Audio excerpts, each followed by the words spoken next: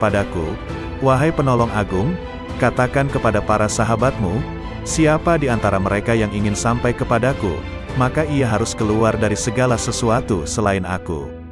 Lalu dia berkata kepadaku, "Wahai penolong agung, keluarlah dari batas dunia, maka engkau akan sampai ke akhirat. Dan keluarlah dari batas akhirat, maka engkau akan sampai kepadaku."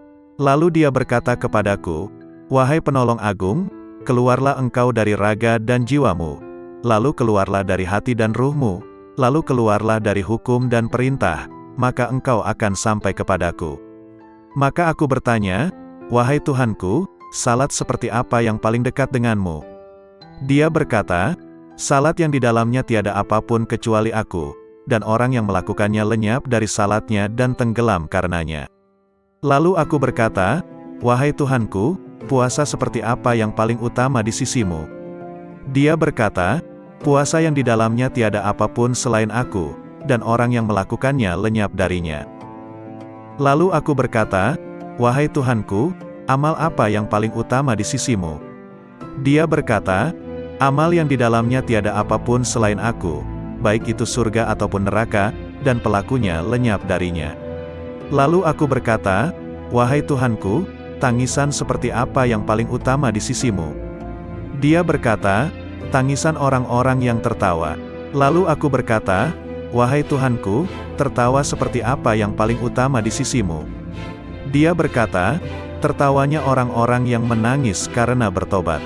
Lalu aku berkata, "Wahai Tuhanku, tobat seperti apa yang paling utama di sisimu?" Dia menjawab, "Tobatnya orang-orang yang suci." Lalu aku bertanya, "Wahai Tuhanku, kesucian seperti apa yang paling utama di sisimu?" Dia menjawab, "Kesucian orang-orang yang bertobat." Lalu dia berkata kepadaku, "Wahai penolong agung, pencari ilmu di mataku tidak mempunyai jalan kecuali setelah ia mengakui kebodohannya, karena jika ia tidak melepaskan ilmu yang ada padanya, ia akan menjadi setan."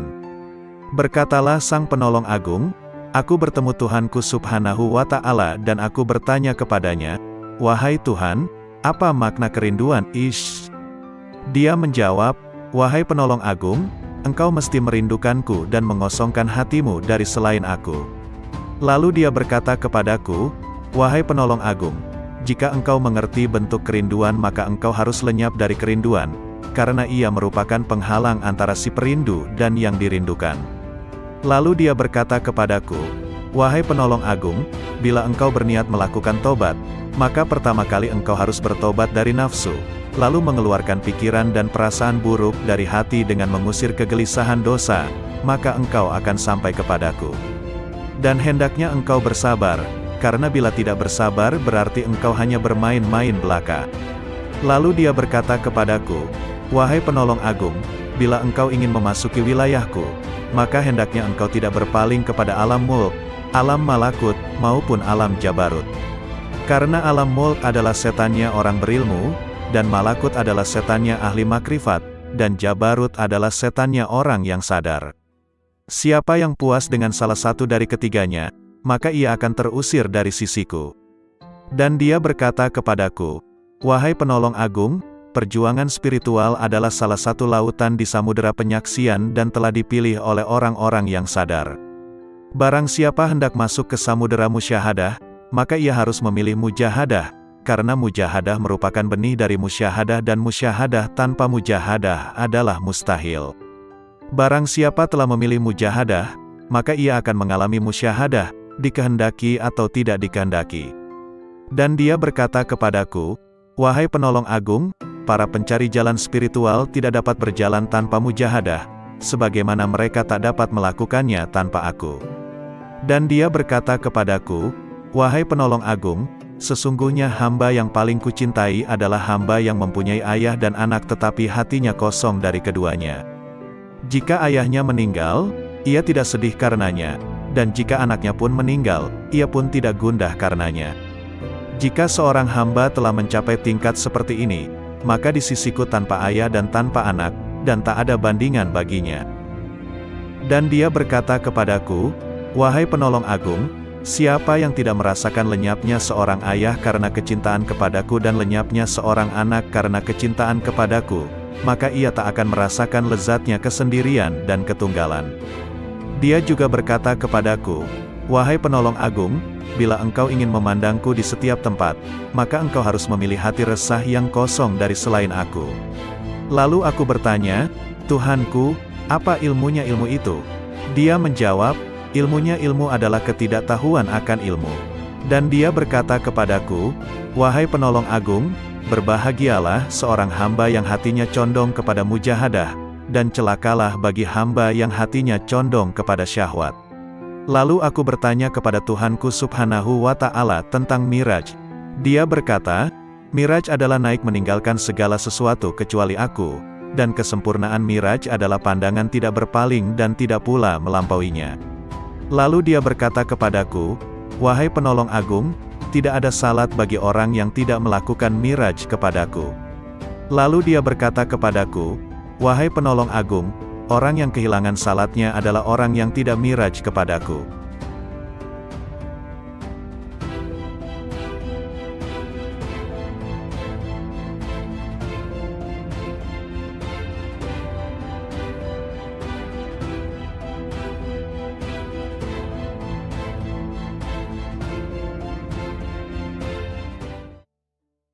Assalamualaikum warahmatullahi wabarakatuh. Salawat dan salam kita haturkan kepada junjungan kita Nabi besar Muhammad sallallahu alaihi wasallam.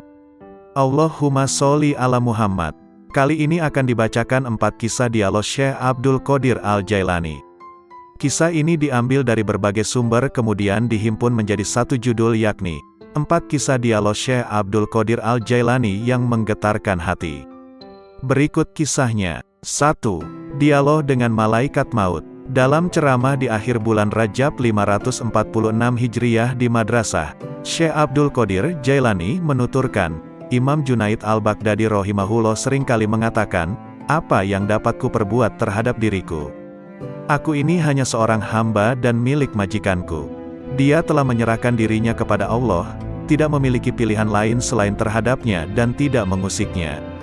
Junaid telah rela dengan apapun yang ditakdirkan kepadanya. Hatinya telah menjadi baik dan nafsunya telah tenang. Dia telah mengamalkan firman Allah Azza wa Jalla, "Sesungguhnya pelindungku adalah Allah yang telah menurunkan Alkitab, Al-Quran, dan dia melindungi orang-orang yang saleh." Quran Surah Al-A'raf ayat 196. Pada suatu malam, aku mengingat kematian, dan aku menangis dari awal malam hingga waktu sahur tiba. Aku berdoa, "Ya Tuhanku, aku mohon kepadamu agar malaikat maut tidak mencabut nyawaku, tapi Engkau sendiri yang mencabutnya." Kemudian, aku tertidur, lalu aku bermimpi melihat seorang tua yang mengagumkan dan menawan. Dia kemudian masuk dari arah pintu, dan aku bertanya kepadanya, "Siapakah engkau?" Lalu dia menjawab, "Aku malaikat maut." Aku katakan kepadanya, "Aku telah meminta kepada Allah agar dia sendiri yang mencabut nyawaku, bukan engkau yang akan mencabutnya." Malaikat itu balik bertanya, "Lalu mengapa engkau meminta hal itu? Apa dosaku? Aku hanyalah hamba yang mengikuti perintah. Aku diperintahkan bersikap lemah lembut terhadap suatu kaum dan bersikap kasar kepada kaum yang lainnya." Kemudian, dia memelukku dan menangis, maka aku pun menangis bersamanya. Ahmad bin Hanbal rahimahullah berkata, "Betapa banyak hati yang terbakar oleh kecintaan kepada dunia, padahal di dadanya ada Al-Quran. Sementara, banyak orang saleh yang selalu bangun malam mendirikan salat malam, beramar makruf nahi munkar. Tangan mereka itu terbelenggu oleh sikap wara, sehingga meninggalkan dunia, dan keinginan mereka mencari Tuhan mereka begitu kuat. Maka, infakkan harta kalian kepada mereka itu.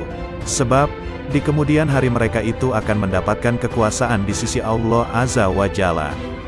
Dikutip dari kitab Fath Rabbani. 2. Dialog dengan Iblis. Dalam sebuah riwayat dikisahkan Syekh Abdul Qadir Jailani, seorang ulama yang sangat tinggi ilmunya, suatu malam bermunajat mendekatkan diri kepada Allah. Tiba-tiba dari sudut atas mihrab muncul cahaya yang sangat menyilaukan. Dari arah cahaya tersebut terdengar suara, "Wahai Abdul Qadir, aku adalah Tuhanmu. Apa yang telah aku haramkan bagimu telah aku halalkan." Syekh Abdul Qadir tertegun mendengar suara tersebut. Setelah sadar dari kekagetannya, beliau berkata dalam hati, Muhammad Sallallahu Alaihi Wasallam adalah Nabi dan Rasulullah yang terakhir, maka tidak mungkin Allah Subhanahu wa Ta'ala akan mengubah syariatnya. Kemudian Abdul Qadir yakin bahwa cahaya yang datang itu bukan suara Tuhan melainkan iblis. Lalu beliau mengucapkan ta'awuz, auzubillahi minasyaitonirrajim.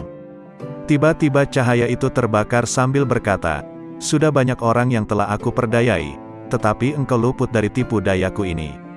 3. Dialog dengan pemabuk. Kisah ini diriwayatkan dari Syekh Abdul Qadir Al-Jailani rahimahullah.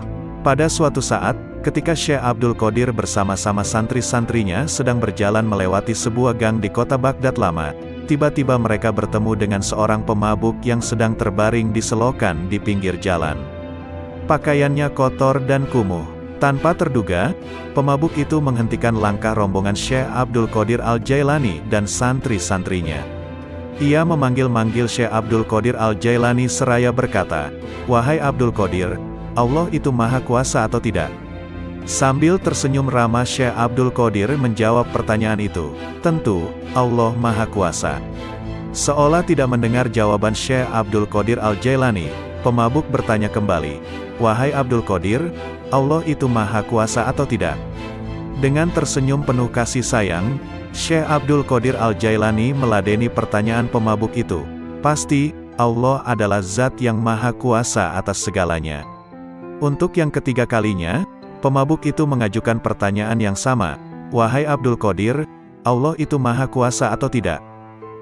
Di saat pertanyaan yang ketiga, tiba-tiba Syekh Abdul Qadir Al-Jailani menangis terseduh. Beliau bersujud kepada Allah lalu berkata, "Demi Allah wahai saudaraku, Allah itu Maha Kuasa, Maha Kuasa, Maha Kuasa." Setelah itu, Syekh Abdul Qadir Al-Jailani memerintahkan kepada santri-santrinya untuk membawa pemabuk itu ke pondok dan memandikannya. Mereka juga diperintahkan untuk memuliakan dan melayaninya dengan sebaik-baiknya. Melihat sikap dan tindakan gurunya, santri-santri itu terkejut dan penasaran. Akhirnya, mereka memberanikan diri untuk bertanya tentang rahasia di balik pertanyaan-pertanyaan pemabuk itu. Syekh Abdul Qadir Al-Jailani mendengar pertanyaan santri-santrinya dengan sabar penuh perhatian. Beliau lalu berkata, "Anak-anakku, maksud pertanyaan pertama pemabuk itu adalah, apakah Allah Maha Kuasa menerima taubatku atau tidak?" Maka aku jawab, "Tentu, Allah Maha Kuasa untuk menerima taubatmu." Sedangkan, maksud pertanyaan yang kedua adalah, apakah Allah Maha Kuasa menjadikanku berada pada kedudukanmu? Maka aku menjawab, tentu, Allah Maha Kuasa untuk itu. Dan pada pertanyaan yang ketiga maksudnya, apakah Allah Maha Kuasa menjadikanmu berada pada kedudukanku? Tanpa terduga, pemabuk itu menghentikan langkah rombongan Syekh Abdul Qadir Al-Jailani dan santri-santrinya. Ia memanggil-manggil Syekh Abdul Qadir Al-Jailani seraya berkata, "Wahai Abdul Qadir, Allah itu Maha Kuasa atau tidak?" Sambil tersenyum ramah Syekh Abdul Qadir menjawab pertanyaan itu, "Tentu, Allah Maha Kuasa." Seolah tidak mendengar jawaban Syekh Abdul Qadir Al-Jailani, pemabuk bertanya kembali, "Wahai Abdul Qadir, Allah itu Maha Kuasa atau tidak?" Dengan tersenyum penuh kasih sayang, Syekh Abdul Qadir Al-Jailani meladeni pertanyaan pemabuk itu. Pasti, Allah adalah zat yang Maha Kuasa atas segalanya. Untuk yang ketiga kalinya, pemabuk itu mengajukan pertanyaan yang sama, "Wahai Abdul Qadir, Allah itu Maha Kuasa atau tidak?" Di saat pertanyaan yang ketiga, tiba-tiba Syekh Abdul Qadir Al-Jailani menangis terseduh. Beliau bersujud kepada Allah lalu berkata, "Demi Allah wahai saudaraku, Allah itu Maha Kuasa, Maha Kuasa, Maha Kuasa." Setelah itu, Syekh Abdul Qadir Al-Jailani memerintahkan kepada santri-santrinya untuk membawa pemabuk itu ke pondok dan memandikannya. Mereka juga diperintahkan untuk memuliakan dan melayaninya dengan sebaik-baiknya. Melihat sikap dan tindakan gurunya, santri-santri itu terkejut dan penasaran. Akhirnya, mereka memberanikan diri untuk bertanya tentang rahasia di balik pertanyaan-pertanyaan pemabuk itu. Syekh Abdul Qadir Al-Jailani mendengar pertanyaan santri-santrinya dengan sabar penuh perhatian. Beliau lalu berkata, "Anak-anakku, maksud pertanyaan pertama pemabuk itu adalah, apakah Allah Maha Kuasa menerima taubatku atau tidak?" Maka aku jawab, tentu, Allah Maha Kuasa untuk menerima taubatmu. Sedangkan, maksud pertanyaan yang kedua adalah, apakah Allah Maha Kuasa menjadikanku berada pada kedudukanmu? Maka aku menjawab, tentu, Allah Maha Kuasa untuk itu.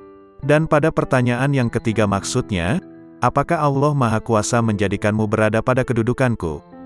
Pertanyaan ketiga inilah yang menyebabkanku menangis karena takut kepada Allah.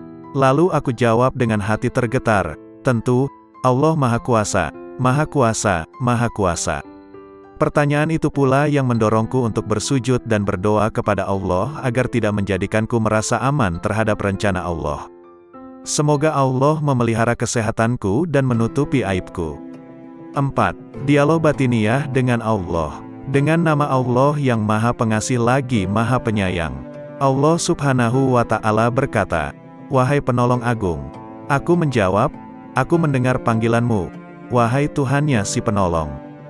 Dia berkata, "Setiap tahapan antara alam Na'asut dan alam Malakut adalah syariat, setiap tahapan antara alam Malakut dan Jabarut adalah tarekat, dan setiap tahapan antara alam Jabarut dan alam Lahut adalah hakikat."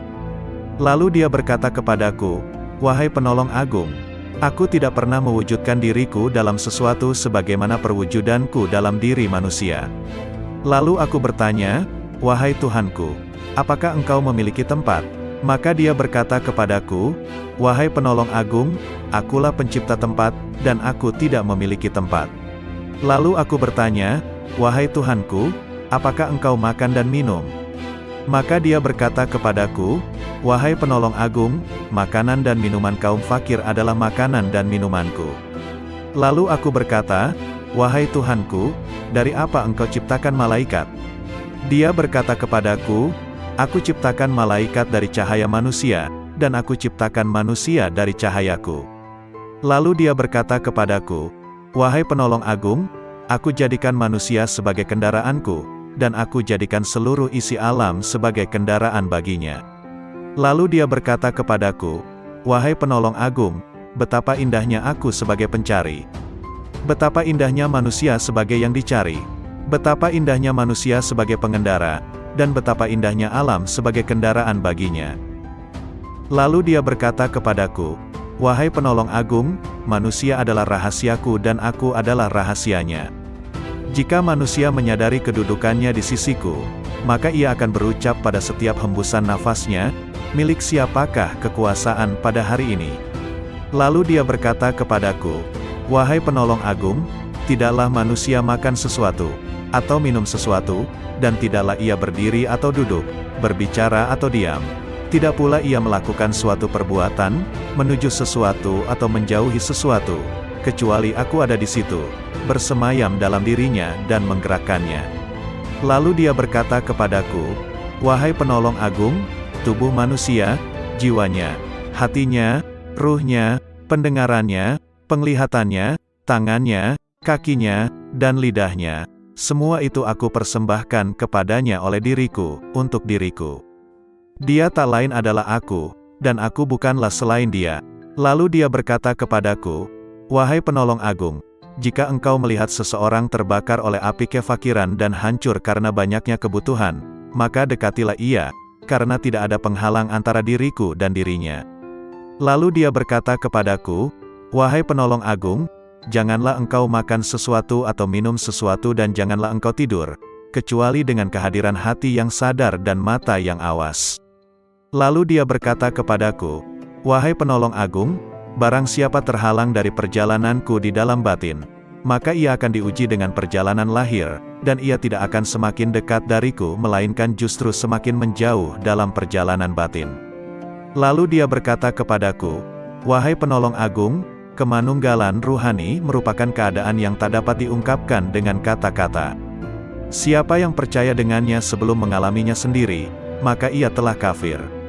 Dan barang siapa menginginkan ibadah setelah mencapai keadaan wusyul, maka ia telah menyekutukan Allah Subhanahu wa Ta'ala.' Lalu dia berkata kepadaku, 'Wahai Penolong Agung, barang siapa memperoleh kebahagiaan azali, maka selamat atasnya, dia tidak akan terhina selamanya. Dan barang siapa memperoleh kesengsaraan azali, maka celaka baginya, dia tidak akan diterima sama sekali setelah itu.' Lalu dia berkata kepadaku, "Wahai penolong agung, aku jadikan kefakiran dan kebutuhan sebagai kendaraan manusia. Barang siapa menaikinya, maka ia telah sampai di tempatnya sebelum menyeberangi gurun dan lembah."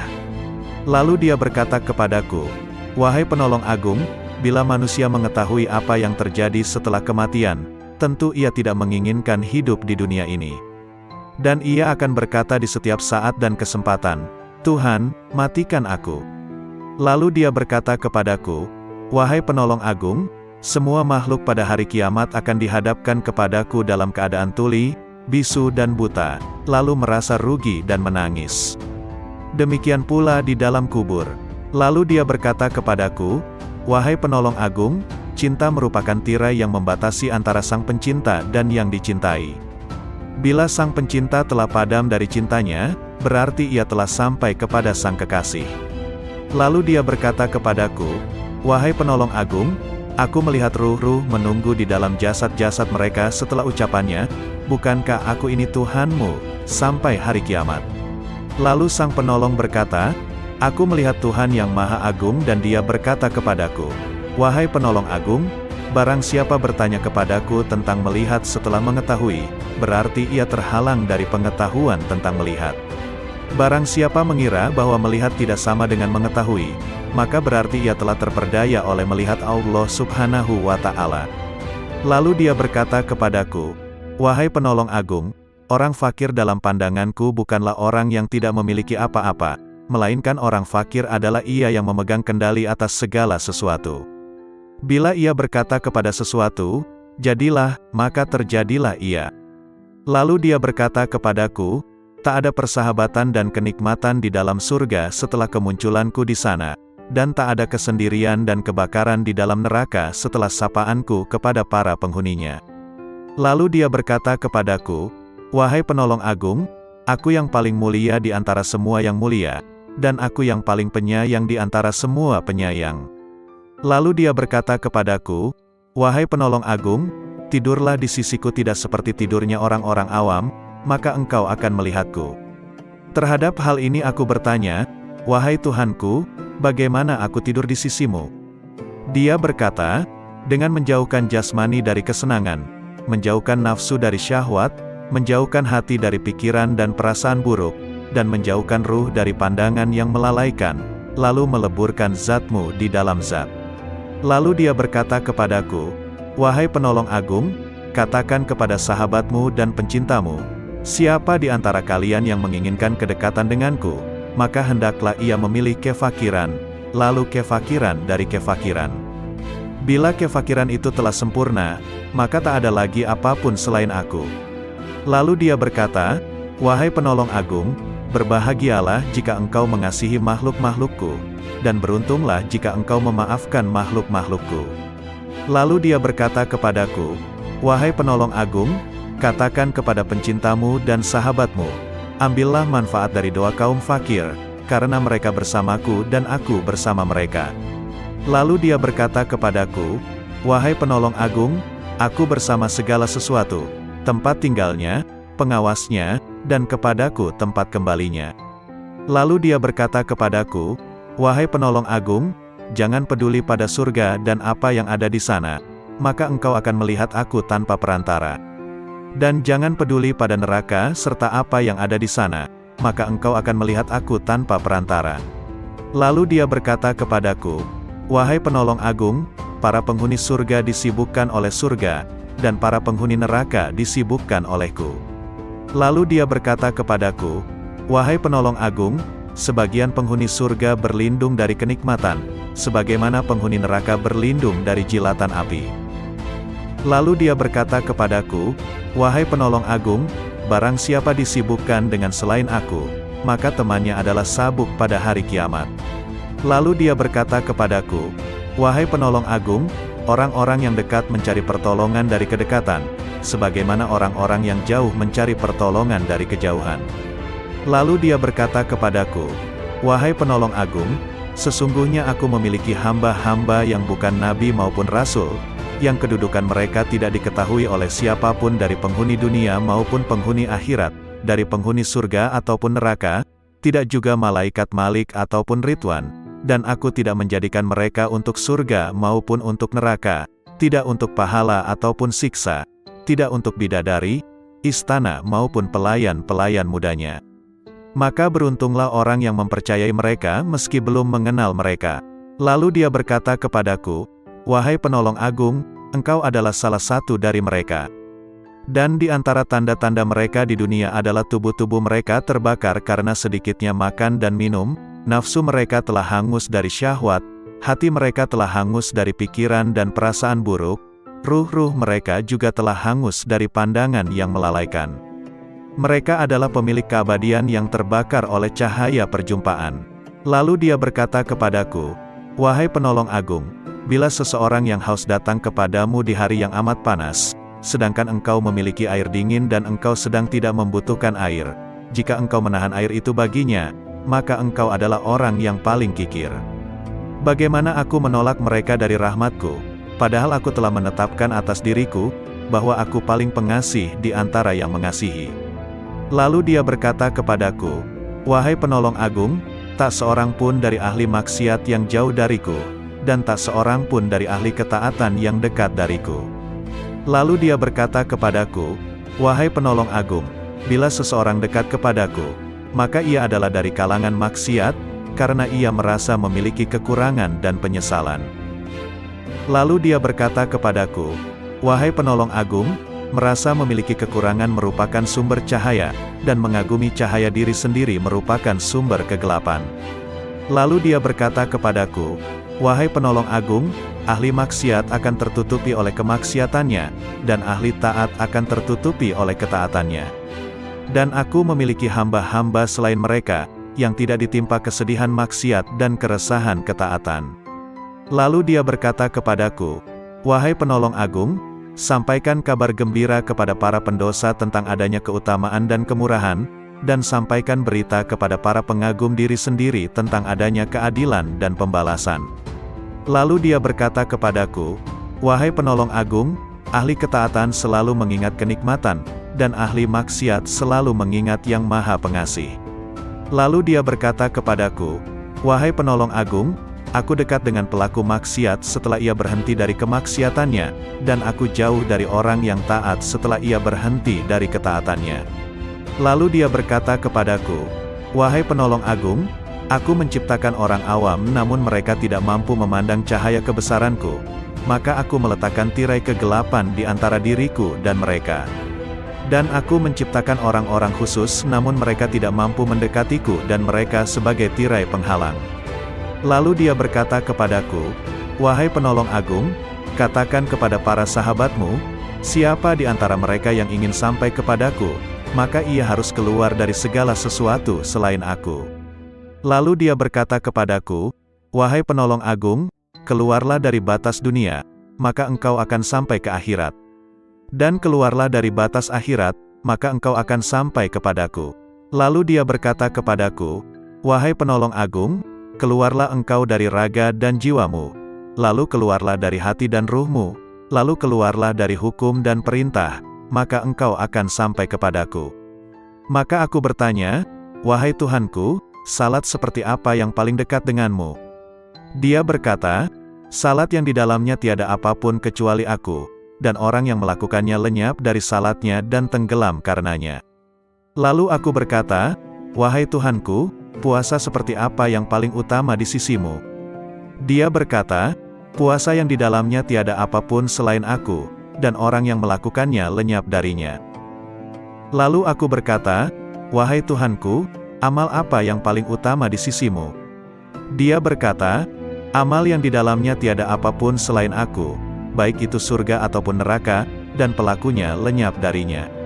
Lalu aku berkata, "Wahai Tuhanku, tangisan seperti apa yang paling utama di sisimu?" Dia berkata, "Tangisan orang-orang yang tertawa." Lalu aku berkata, "Wahai Tuhanku, tertawa seperti apa yang paling utama di sisimu?" Dia berkata, "Tertawanya orang-orang yang menangis karena bertobat." Lalu aku berkata, "Wahai Tuhanku, tobat seperti apa yang paling utama di sisimu?" Dia menjawab, "Tobatnya orang-orang yang suci." Lalu aku bertanya, "Wahai Tuhanku, kesucian seperti apa yang paling utama di sisimu?" Dia menjawab, kesucian orang-orang yang bertobat. Lalu dia berkata kepadaku, wahai penolong agung, pencari ilmu di mataku tidak mempunyai jalan kecuali setelah ia mengakui kebodohannya, karena jika ia tidak melepaskan ilmu yang ada padanya, ia akan menjadi setan. Berkatalah sang penolong agung, aku bertemu Tuhanku subhanahu wa ta'ala dan aku bertanya kepadanya, wahai Tuhan, apa makna kerinduan? Dia menjawab, wahai penolong agung, engkau mesti merindukanku dan mengosongkan hatimu dari selain aku. Lalu dia berkata kepadaku, wahai penolong agung, jika engkau mengerti bentuk kerinduan maka engkau harus lenyap dari kerinduan, karena ia merupakan penghalang antara si perindu dan yang dirindukan. Lalu dia berkata kepadaku, wahai penolong agung, bila engkau berniat melakukan tobat, maka pertama kali engkau harus bertobat dari nafsu, lalu mengeluarkan pikiran dan perasaan buruk dari hati dengan mengusir kegelisahan dosa, maka engkau akan sampai kepadaku. Dan hendaknya engkau bersabar, karena bila tidak bersabar berarti engkau hanya bermain-main belaka. Lalu dia berkata kepadaku, wahai penolong agung, bila engkau ingin memasuki wilayahku, maka hendaknya engkau tidak berpaling kepada alam mulk, alam malakut, maupun alam jabarut.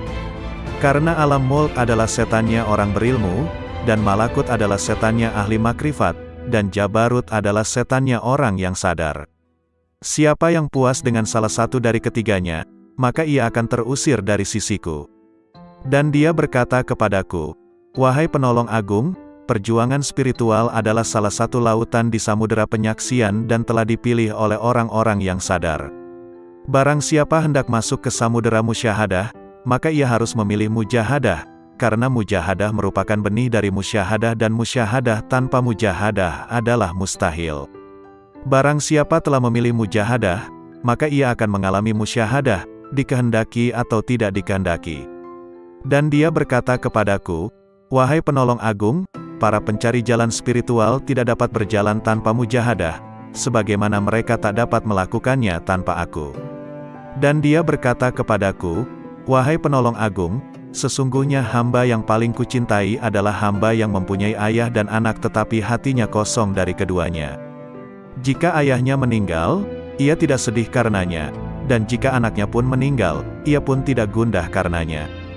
Jika seorang hamba telah mencapai tingkat seperti ini, maka di sisiku tanpa ayah dan tanpa anak, dan tak ada bandingan baginya. Dan dia berkata kepadaku, wahai penolong agung, siapa yang tidak merasakan lenyapnya seorang ayah karena kecintaan kepadaku dan lenyapnya seorang anak karena kecintaan kepadaku, maka ia tak akan merasakan lezatnya kesendirian dan ketunggalan. Dia juga berkata kepadaku, wahai penolong agung, bila engkau ingin memandangku di setiap tempat, maka engkau harus memilih hati resah yang kosong dari selain aku. Lalu aku bertanya, Tuhanku, apa ilmunya ilmu itu? Dia menjawab, ilmunya ilmu adalah ketidaktahuan akan ilmu. Dan dia berkata kepadaku, wahai penolong agung, berbahagialah seorang hamba yang hatinya condong kepada mujahadah, dan celakalah bagi hamba yang hatinya condong kepada syahwat. Lalu aku bertanya kepada Tuhanku subhanahu wa ta'ala tentang Miraj. Dia berkata, Miraj adalah naik meninggalkan segala sesuatu kecuali aku, dan kesempurnaan Miraj adalah pandangan tidak berpaling dan tidak pula melampauinya. Lalu dia berkata kepadaku, wahai penolong agung, tidak ada salat bagi orang yang tidak melakukan miraj kepadaku. Ia menyadari kedudukannya di sisiku, maka ia akan berucap pada setiap hembusan nafasnya, milik siapakah kekuasaan pada hari ini? Lalu dia berkata kepadaku, wahai penolong agung, tidaklah manusia makan sesuatu, atau minum sesuatu, dan tidaklah ia berdiri atau duduk, berbicara atau diam. Tidak pula ia melakukan suatu perbuatan, menuju sesuatu atau menjauhi sesuatu, kecuali aku ada di situ, bersemayam dalam dirinya dan menggerakkannya. Lalu dia berkata kepadaku, wahai penolong agung, tubuh manusia, jiwanya, hatinya, ruhnya, pendengarannya, penglihatannya, tangannya, kakinya, dan lidahnya, semua itu aku persembahkan kepadanya oleh diriku, untuk diriku. Dia tak lain adalah aku, dan aku bukanlah selain dia. Lalu dia berkata kepadaku, wahai penolong agung, jika engkau melihat seseorang terbakar oleh api kefakiran dan hancur karena banyaknya kebutuhan, maka dekatilah ia, karena tidak ada penghalang antara diriku dan dirinya. Lalu dia berkata kepadaku, wahai penolong agung, janganlah engkau makan sesuatu atau minum sesuatu dan janganlah engkau tidur, kecuali dengan kehadiran hati yang sadar dan mata yang awas. Lalu dia berkata kepadaku, wahai penolong agung, barang siapa terhalang dari perjalananku di dalam batin, maka ia akan diuji dengan perjalanan lahir, dan ia tidak akan semakin dekat dariku melainkan justru semakin menjauh dalam perjalanan batin. Lalu dia berkata kepadaku, wahai penolong agung, kemanunggalan ruhani merupakan keadaan yang tak dapat diungkapkan dengan kata-kata. Siapa yang percaya dengannya sebelum mengalaminya sendiri, maka ia telah kafir. Dan barang siapa menginginkan ibadah setelah mencapai keadaan wusyul, maka ia telah menyekutukan Allah Subhanahu wa Ta'ala. Lalu dia berkata kepadaku, wahai penolong agung, barang siapa memperoleh kebahagiaan azali, maka selamat atasnya, dia tidak akan terhina selamanya. Dan barang siapa memperoleh kesengsaraan azali, maka celaka baginya, dia tidak akan diterima sama sekali setelah itu. Lalu dia berkata kepadaku, wahai penolong agung, aku jadikan kefakiran dan kebutuhan sebagai kendaraan manusia. Barang siapa menaikinya, maka ia telah sampai di tempatnya sebelum menyeberangi gurun dan lembah.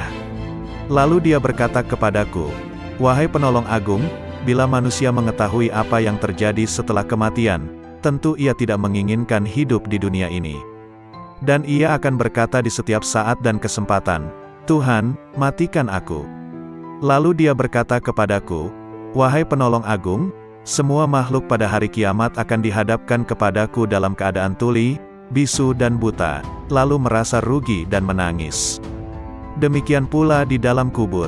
Lalu dia berkata kepadaku, wahai penolong agung, cinta merupakan tirai yang membatasi antara sang pencinta dan yang dicintai.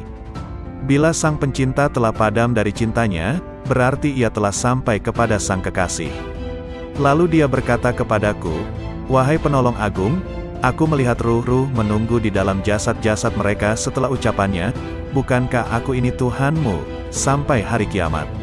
Lalu sang penolong berkata, aku melihat Tuhan yang Maha Agung dan dia berkata kepadaku, wahai penolong agung, barang siapa bertanya kepadaku tentang melihat setelah mengetahui, berarti ia terhalang dari pengetahuan tentang melihat.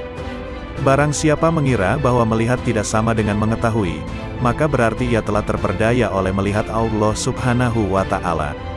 Lalu dia berkata kepadaku, wahai penolong agung, orang fakir dalam pandanganku bukanlah orang yang tidak memiliki apa-apa, melainkan orang fakir adalah ia yang memegang kendali atas segala sesuatu. Bila ia berkata kepada sesuatu, jadilah, maka terjadilah ia. Lalu dia berkata kepadaku, tak ada persahabatan dan kenikmatan di dalam surga setelah kemunculanku di sana, dan tak ada kesendirian dan kebakaran di dalam neraka setelah sapaanku kepada para penghuninya. Lalu dia berkata kepadaku, wahai penolong agung, aku yang paling mulia di antara semua yang mulia, dan aku yang paling penyayang di antara semua penyayang. Lalu dia berkata kepadaku, wahai penolong agung, tidurlah di sisiku tidak seperti tidurnya orang-orang awam, maka engkau akan melihatku. Terhadap hal ini aku bertanya, wahai Tuhanku, bagaimana aku tidur di sisimu? Dia berkata, dengan menjauhkan jasmani dari kesenangan, menjauhkan nafsu dari syahwat, menjauhkan hati dari pikiran dan perasaan buruk, dan menjauhkan ruh dari pandangan yang melalaikan, lalu meleburkan zatmu di dalam zat. Lalu dia berkata kepadaku, wahai penolong agung, katakan kepada sahabatmu dan pencintamu, siapa di antara kalian yang menginginkan kedekatan denganku, maka hendaklah ia memilih kefakiran, lalu kefakiran dari kefakiran. Bila kefakiran itu telah sempurna, maka tak ada lagi apapun selain aku. Lalu dia berkata, wahai penolong agung, berbahagialah jika engkau mengasihi makhluk-makhlukku, dan beruntunglah jika engkau memaafkan makhluk-makhlukku.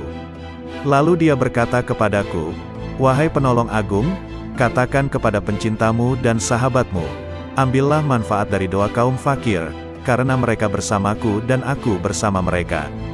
Lalu dia berkata kepadaku, wahai penolong agung, aku bersama segala sesuatu, tempat tinggalnya, pengawasnya, dan kepadaku tempat kembalinya. Lalu dia berkata kepadaku, Wahai penolong agung, jangan peduli pada surga dan apa yang ada di sana, maka engkau akan melihat aku tanpa perantara. Dan jangan peduli pada neraka serta apa yang ada di sana, maka engkau akan melihat aku tanpa perantara. Lalu dia berkata kepadaku, wahai penolong agung, para penghuni surga disibukkan oleh surga, dan para penghuni neraka disibukkan olehku. Lalu dia berkata kepadaku, wahai penolong agung, sebagian penghuni surga berlindung dari kenikmatan, sebagaimana penghuni neraka berlindung dari jilatan api. Lalu dia berkata kepadaku, wahai penolong agung, barang siapa disibukkan dengan selain aku, maka temannya adalah sabuk pada hari kiamat. Lalu dia berkata kepadaku, wahai penolong agung, orang-orang yang dekat mencari pertolongan dari kedekatan, sebagaimana orang-orang yang jauh mencari pertolongan dari kejauhan.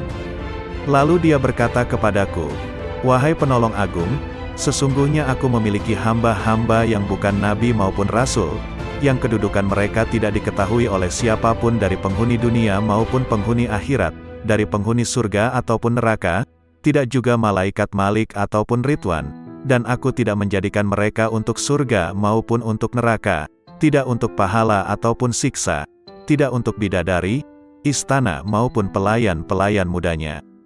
Maka beruntunglah orang yang mempercayai mereka meski belum mengenal mereka.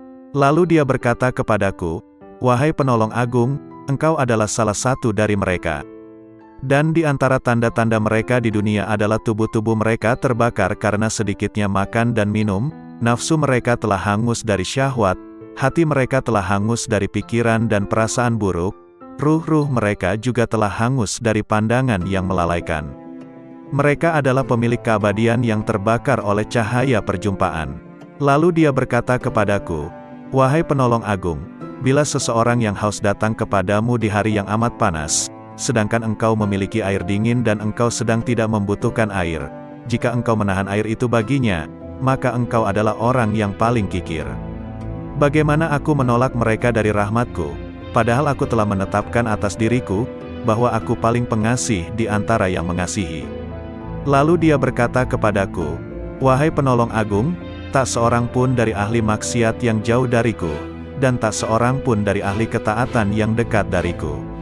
Lalu dia berkata kepadaku, wahai penolong agung, bila seseorang dekat kepadaku, maka ia adalah dari kalangan maksiat, karena ia merasa memiliki kekurangan dan penyesalan.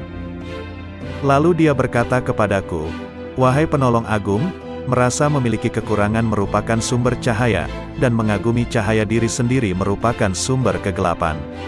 Lalu dia berkata kepadaku, wahai penolong agung, ahli maksiat akan tertutupi oleh kemaksiatannya, dan ahli taat akan tertutupi oleh ketaatannya. Dan aku memiliki hamba-hamba selain mereka, yang tidak ditimpa kesedihan maksiat dan keresahan ketaatan.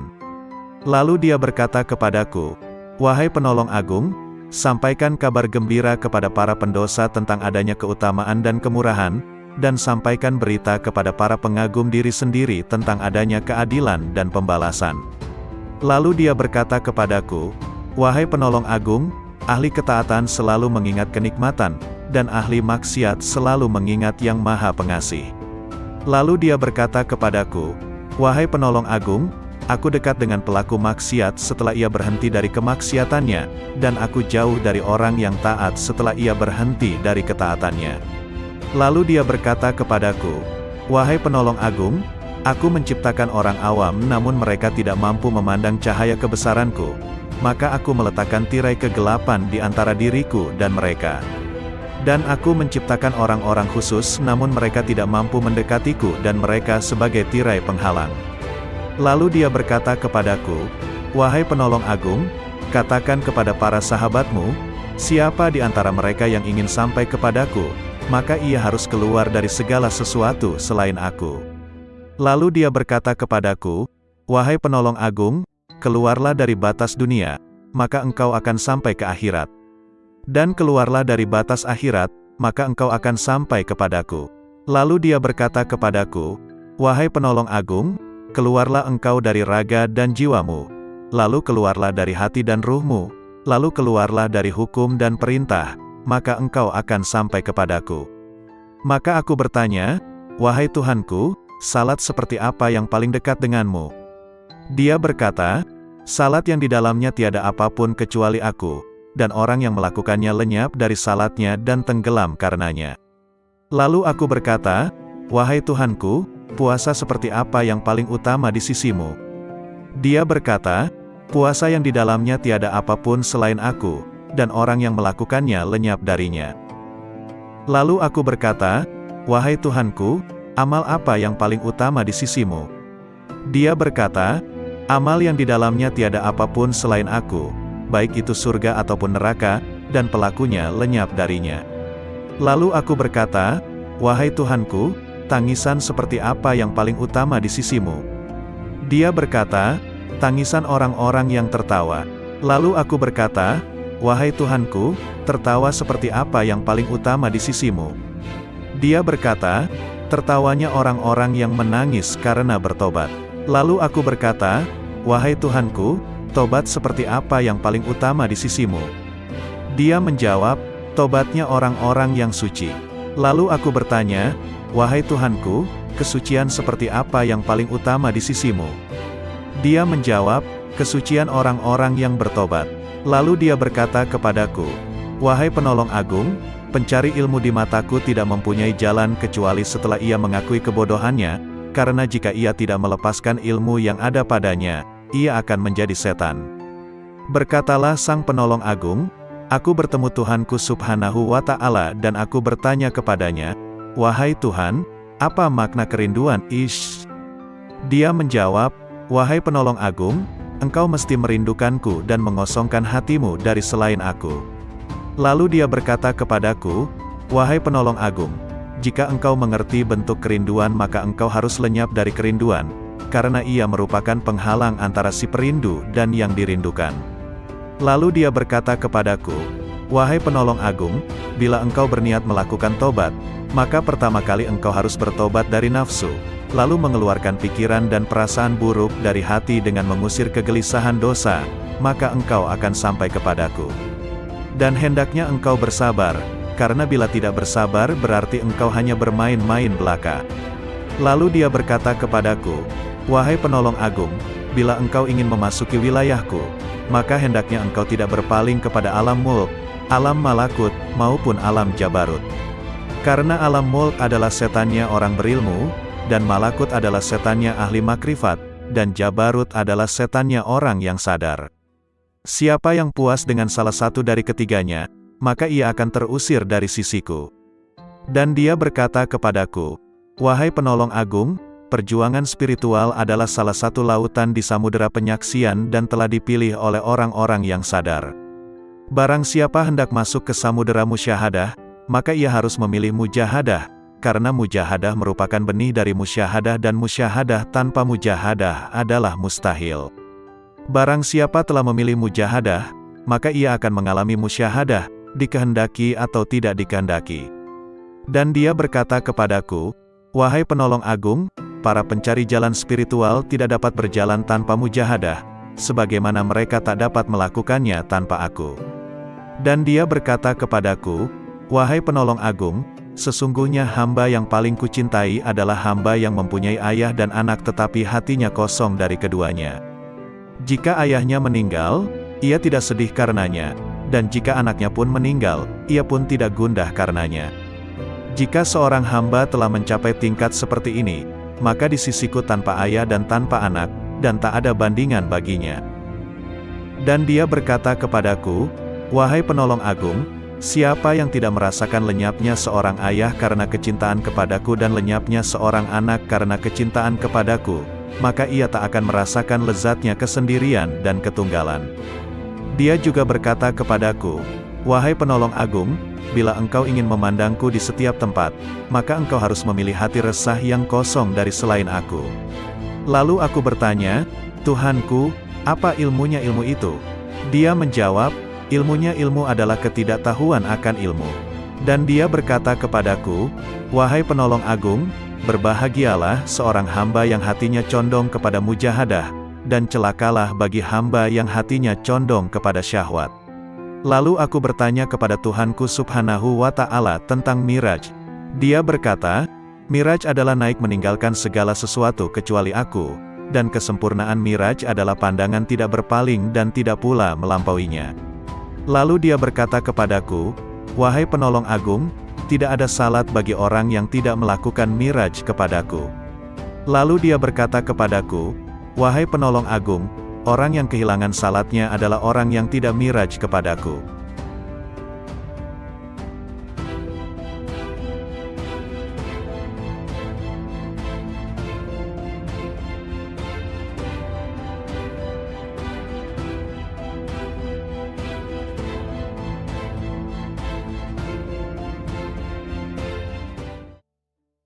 Assalamualaikum warahmatullahi wabarakatuh. Salawat dan salam kita haturkan kepada junjungan kita Nabi besar Muhammad sallallahu alaihi wasallam. Allahumma sholli ala Muhammad. Kali ini akan dibacakan 4 kisah dialog Syekh Abdul Qadir Al-Jailani. Kisah ini diambil dari berbagai sumber kemudian dihimpun menjadi satu judul yakni 4 kisah dialog Syekh Abdul Qadir Al-Jailani yang menggetarkan hati. Berikut kisahnya. 1. Dialog dengan Malaikat Maut. Dalam ceramah di akhir bulan Rajab 546 Hijriyah di Madrasah, Syekh Abdul Qadir Jailani menuturkan, Imam Junaid Al-Baghdadi rahimahullah seringkali mengatakan, "Apa yang dapat kuperbuat terhadap diriku? Aku ini hanya seorang hamba dan milik majikanku.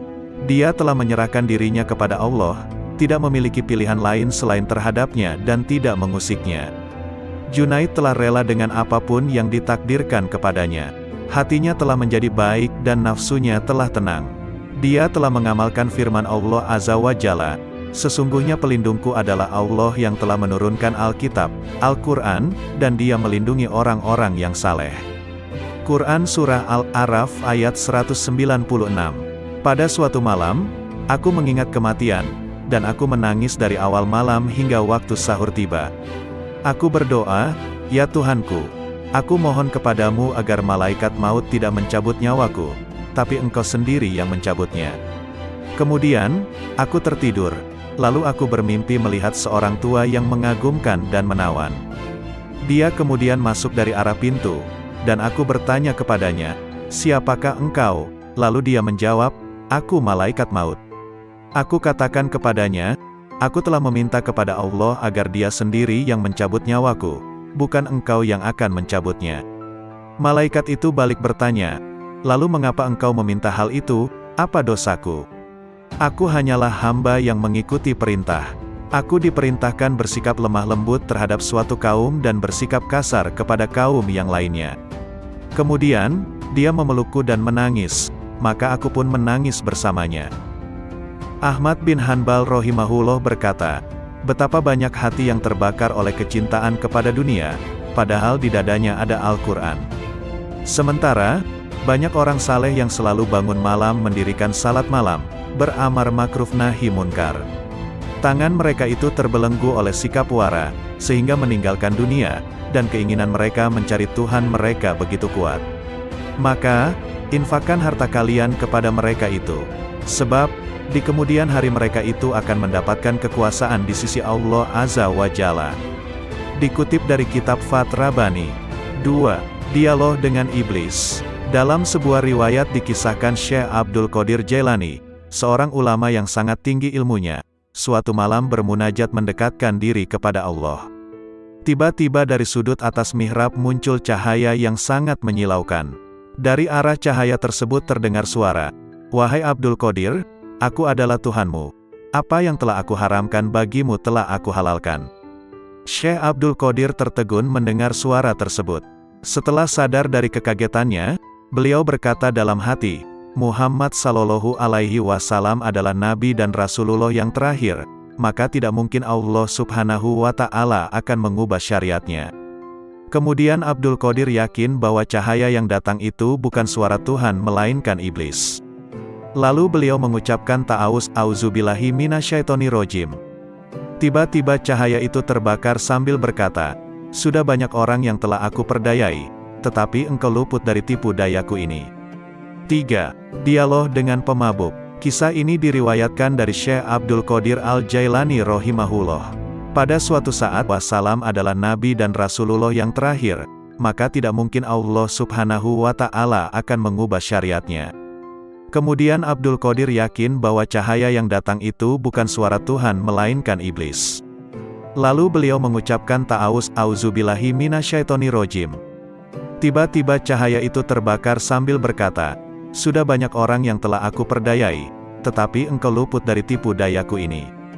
3. Dialog dengan pemabuk. Kisah ini diriwayatkan dari Syekh Abdul Qadir Al-Jailani rahimahullah. Pada suatu saat, ketika Syekh Abdul Qadir bersama-sama santri-santrinya sedang berjalan melewati sebuah gang di kota Baghdad lama, tiba-tiba mereka bertemu dengan seorang pemabuk yang sedang terbaring di selokan di pinggir jalan. Pakaiannya kotor dan kumuh. Tanpa terduga, pemabuk itu menghentikan langkah rombongan Syekh Abdul Qadir Al-Jailani dan santri-santrinya. Ia memanggil-manggil Syekh Abdul Qadir Al-Jailani seraya berkata, "Wahai Abdul Qadir, Allah itu maha kuasa atau tidak?" Sambil tersenyum ramah Syekh Abdul Qadir menjawab pertanyaan itu, "Tentu, Allah maha kuasa." Seolah tidak mendengar jawaban Syekh Abdul Qadir Al-Jailani, pemabuk bertanya kembali, "Wahai Abdul Qadir, Allah itu maha kuasa atau tidak?" Dengan tersenyum penuh kasih sayang, Syekh Abdul Qadir Al-Jailani meladeni pertanyaan pemabuk itu. Pasti, Allah adalah zat yang maha kuasa atas segalanya. Untuk yang ketiga kalinya, pemabuk itu mengajukan pertanyaan yang sama, "Wahai Abdul Qadir, Allah itu maha kuasa atau tidak?" Di saat pertanyaan yang ketiga, tiba-tiba Syekh Abdul Qadir Al-Jailani menangis terseduh. Beliau bersujud kepada Allah lalu berkata, "Demi Allah wahai saudaraku, Allah itu maha kuasa, maha kuasa, maha kuasa." Setelah itu, Syekh Abdul Qadir Al-Jailani memerintahkan kepada santri-santrinya untuk membawa pemabuk itu ke pondok dan memandikannya. Mereka juga diperintahkan untuk memuliakan dan melayaninya dengan sebaik-baiknya. Melihat sikap dan tindakan gurunya, santri-santri itu terkejut dan penasaran. Akhirnya, mereka memberanikan diri untuk bertanya tentang rahasia di balik pertanyaan-pertanyaan pemabuk itu. Syekh Abdul Qadir Al-Jailani mendengar pertanyaan santri-santrinya dengan sabar penuh perhatian. Beliau lalu berkata, "Anak-anakku, maksud pertanyaan pertama pemabuk itu adalah, apakah Allah maha kuasa menerima taubatku atau tidak?" Maka aku jawab, "Tentu, Allah maha kuasa untuk menerima taubatmu." Sedangkan, maksud pertanyaan yang kedua adalah, apakah Allah maha kuasa menjadikanku berada pada kedudukanmu? Maka aku menjawab, tentu, Allah maha kuasa untuk itu. Dan pada pertanyaan yang ketiga maksudnya, apakah Allah maha kuasa menjadikanmu berada pada kedudukanku? Pertanyaan ketiga inilah yang menyebabkanku menangis karena takut kepada Allah. Lalu aku jawab dengan hati tergetar, tentu, Allah maha kuasa, maha kuasa, maha kuasa. Pertanyaan itu pula yang mendorongku untuk bersujud dan berdoa kepada Allah agar tidak menjadikanku merasa aman terhadap rencana Allah. Semoga Allah memelihara kesehatanku dan menutupi aibku. 4. Dialog batiniyah dengan Allah. Dengan nama Allah yang maha pengasih lagi maha penyayang. Allah Subhanahu wa Ta'ala berkata, "Wahai penolong agung." Aku menjawab, "Aku mendengar panggilanmu, wahai Tuhannya si penolong." Dia berkata, "Setiap tahapan antara alam Na'asut dan alam Malakut adalah syariat, setiap tahapan antara alam Malakut dan Jabarut adalah tarekat, dan setiap tahapan antara alam Jabarut dan alam Lahut adalah hakikat." Lalu dia berkata kepadaku, "Wahai penolong agung, aku tidak pernah mewujudkan diriku dalam sesuatu sebagaimana perwujudanku dalam diri manusia." Lalu aku bertanya, "Wahai Tuhanku, apakah engkau memiliki tempat?" Maka dia berkata kepadaku, "Wahai penolong agung, akulah pencipta tempat, dan aku tidak memiliki tempat." Lalu aku bertanya, "Wahai Tuhanku, apakah engkau makan dan minum?" Maka dia berkata kepadaku, "Wahai penolong agung, makanan dan minuman kaum fakir adalah makanan dan minumanku." Lalu aku berkata, "Wahai Tuhanku, dari apa engkau ciptakan malaikat?" Dia berkata kepadaku, "Aku ciptakan malaikat dari cahaya manusia, dan aku ciptakan manusia dari cahayaku." Lalu dia berkata kepadaku, "Wahai penolong agung, aku jadikan manusia sebagai kendaraanku, dan aku jadikan seluruh isi alam sebagai kendaraan baginya." Lalu dia berkata kepadaku, wahai penolong agung, betapa indahnya aku sebagai pencari. Betapa indahnya manusia sebagai yang dicari. Betapa indahnya manusia sebagai pengendara, dan betapa indahnya alam sebagai kendaraan baginya. Lalu dia berkata kepadaku, wahai penolong agung, manusia adalah rahasiaku dan aku adalah rahasianya. Jika manusia menyadari kedudukannya di sisiku, maka ia akan berucap pada setiap hembusan nafasnya, milik siapakah kekuasaan pada hari ini? Lalu dia berkata kepadaku, wahai penolong agung, tidaklah manusia makan sesuatu, atau minum sesuatu, dan tidaklah ia berdiri atau duduk, berbicara atau diam. Tidak pula ia melakukan suatu perbuatan, menuju sesuatu atau menjauhi sesuatu, kecuali aku ada di situ, bersemayam dalam dirinya dan menggerakkannya. Lalu dia berkata kepadaku, wahai penolong agung, tubuh manusia, jiwanya, hatinya, ruhnya, pendengarannya, penglihatannya, tangannya, kakinya, dan lidahnya, semua itu aku persembahkan kepadanya oleh diriku, untuk diriku. Dia tak lain adalah aku, dan aku bukanlah selain dia. Lalu dia berkata kepadaku, wahai penolong agung, jika engkau melihat seseorang terbakar oleh api kefakiran dan hancur karena banyaknya kebutuhan, maka dekatilah ia, karena tidak ada penghalang antara diriku dan dirinya. Lalu dia berkata kepadaku, wahai penolong agung, janganlah engkau makan sesuatu atau minum sesuatu dan janganlah engkau tidur, kecuali dengan kehadiran hati yang sadar dan mata yang awas. Lalu dia berkata kepadaku, wahai penolong agung, barang siapa terhalang dari perjalananku di dalam batin, maka ia akan diuji dengan perjalanan lahir, dan ia tidak akan semakin dekat dariku melainkan justru semakin menjauh dalam perjalanan batin. Lalu dia berkata kepadaku, wahai penolong agung, kemanunggalan ruhani merupakan keadaan yang tak dapat diungkapkan dengan kata-kata. Siapa yang percaya dengannya sebelum mengalaminya sendiri, maka ia telah kafir. Dan barang siapa menginginkan ibadah setelah mencapai keadaan wusyul, maka ia telah menyekutukan Allah Subhanahu wa Ta'ala. Lalu dia berkata kepadaku, wahai penolong agung, barang siapa memperoleh kebahagiaan azali, maka selamat atasnya, dia tidak akan terhina selamanya. Dan barang siapa memperoleh kesengsaraan azali, maka celaka baginya, dia tidak akan diterima sama sekali setelah itu. Lalu dia berkata kepadaku, wahai penolong agung, aku jadikan kefakiran dan kebutuhan sebagai kendaraan manusia. Barang siapa menaikinya, maka ia telah sampai di tempatnya sebelum menyeberangi gurun dan lembah. Lalu dia berkata kepadaku, wahai penolong agung, bila manusia mengetahui apa yang terjadi setelah kematian, tentu ia tidak menginginkan hidup di dunia ini. Dan ia akan berkata di setiap saat dan kesempatan, Tuhan, matikan aku. Lalu dia berkata kepadaku, wahai penolong agung, semua makhluk pada hari kiamat akan dihadapkan kepadaku dalam keadaan tuli, bisu dan buta, lalu merasa rugi dan menangis. Demikian pula di dalam kubur. Lalu dia berkata kepadaku, wahai penolong agung, cinta merupakan tirai yang membatasi antara sang pencinta dan yang dicintai. Bila sang pencinta telah padam dari cintanya, berarti ia telah sampai kepada sang kekasih. Lalu dia berkata kepadaku, wahai penolong agung, aku melihat ruh-ruh menunggu di dalam jasad-jasad mereka setelah ucapannya, bukankah aku ini Tuhanmu, sampai hari kiamat. Lalu sang penolong berkata, aku melihat Tuhan yang Maha Agung dan dia berkata kepadaku, wahai penolong agung, barang siapa bertanya kepadaku tentang melihat setelah mengetahui, berarti ia terhalang dari pengetahuan tentang melihat. Barang siapa mengira bahwa melihat tidak sama dengan mengetahui, maka berarti ia telah terperdaya oleh melihat Allah Subhanahu wa Ta'ala. Lalu dia berkata kepadaku, wahai penolong agung, orang fakir dalam pandanganku bukanlah orang yang tidak memiliki apa-apa, melainkan orang fakir adalah ia yang memegang kendali atas segala sesuatu. Bila ia berkata kepada sesuatu, jadilah, maka terjadilah ia.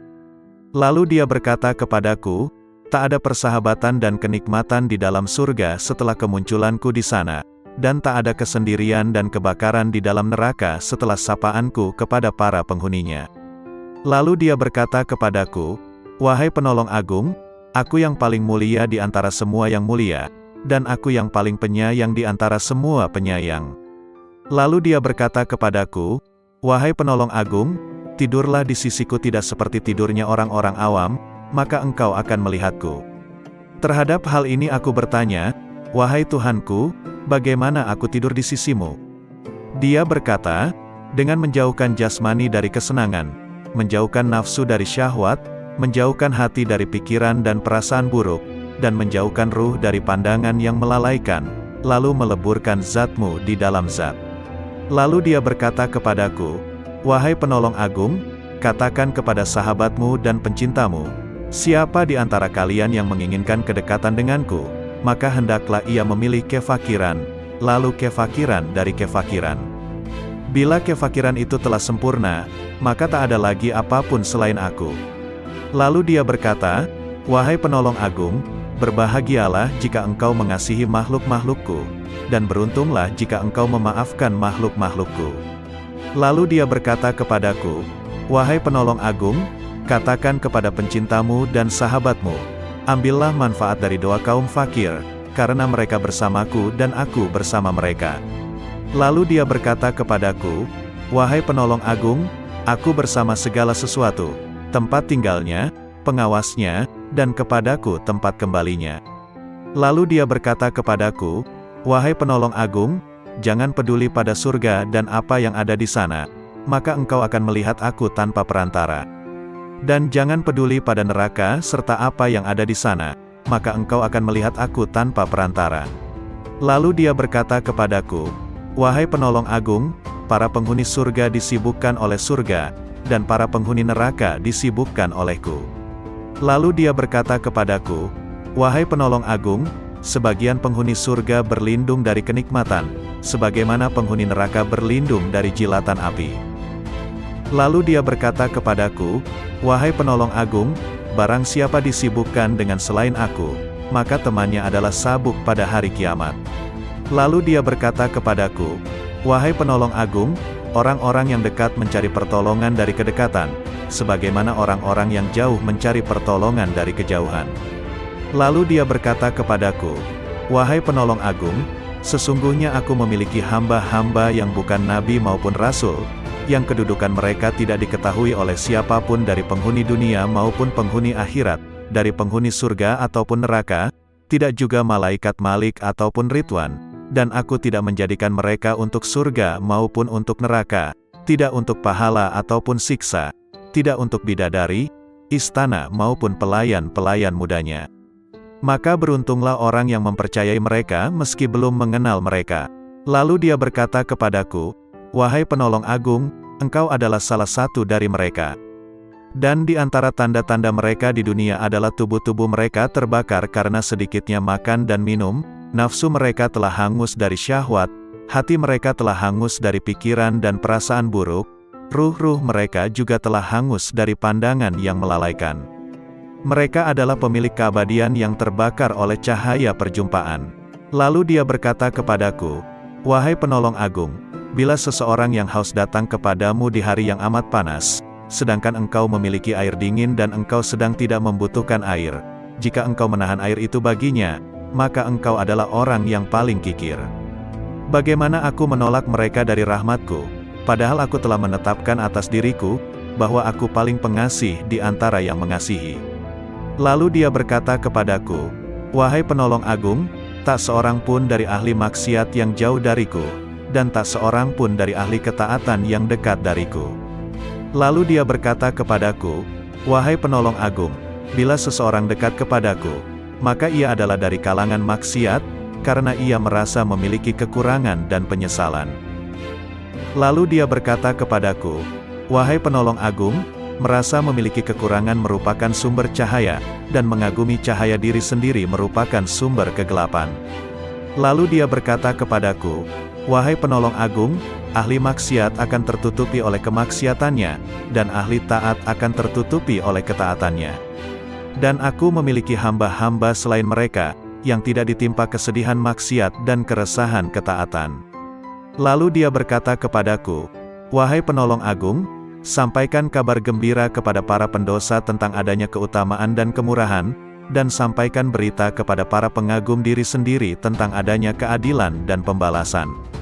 Lalu dia berkata kepadaku, Wahai penolong agung, ahli ketaatan selalu mengingat kenikmatan, dan ahli maksiat selalu mengingat Yang Maha Pengasih. Lalu dia berkata kepadaku, wahai penolong agung, aku dekat dengan pelaku maksiat setelah ia berhenti dari kemaksiatannya, dan aku jauh dari orang yang taat setelah ia berhenti dari ketaatannya. Lalu dia berkata kepadaku, wahai penolong agung, aku menciptakan orang awam namun mereka tidak mampu memandang cahaya kebesaranku, maka aku meletakkan tirai kegelapan di antara diriku dan mereka. Dan aku menciptakan orang-orang khusus namun mereka tidak mampu mendekatiku dan mereka sebagai tirai penghalang. Lalu dia berkata kepadaku, wahai penolong agung, katakan kepada para sahabatmu, siapa di antara mereka yang ingin sampai kepadaku, maka ia harus keluar dari segala sesuatu selain aku. Lalu dia berkata kepadaku, wahai penolong agung, keluarlah dari batas dunia, maka engkau akan sampai ke akhirat. Dan keluarlah dari batas akhirat, maka engkau akan sampai kepadaku.